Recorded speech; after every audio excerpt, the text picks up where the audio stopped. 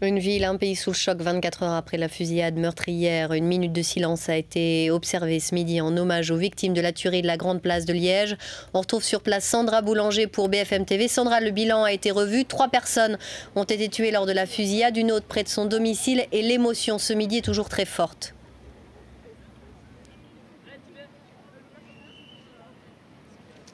Oui, il y a évidemment ici beaucoup d'émotions, beaucoup de douleur au lendemain de cette effroyable tuerie.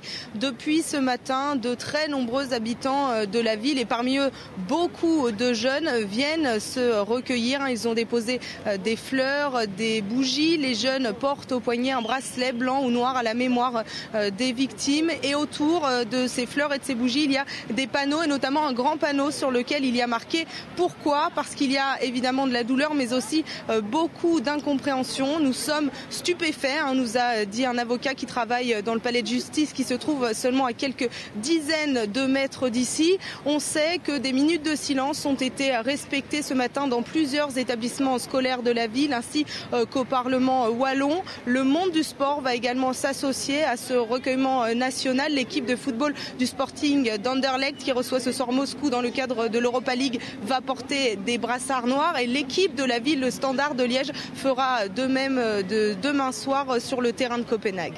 Alors au lendemain de ce drame, que sait-on sur ce tireur de 33 ans qui avait déjà un passé judiciaire ?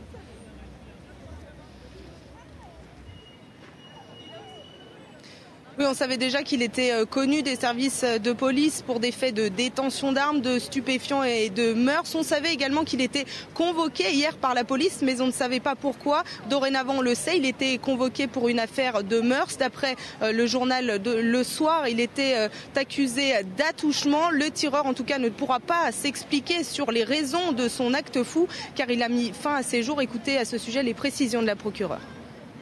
Ce qui a causé sa mort, c'est une balle qu'il s'est tirée en plein front.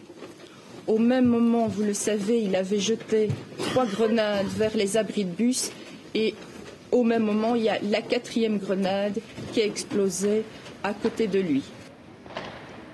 Pour aider toutes les personnes choquées, la Croix-Rouge a lancé un forum, un blog sur lequel les personnes peuvent échanger, discuter. C'est ce que nous ont confié les psychologues. Le plus important aujourd'hui, c'est de parler pour évacuer le traumatisme.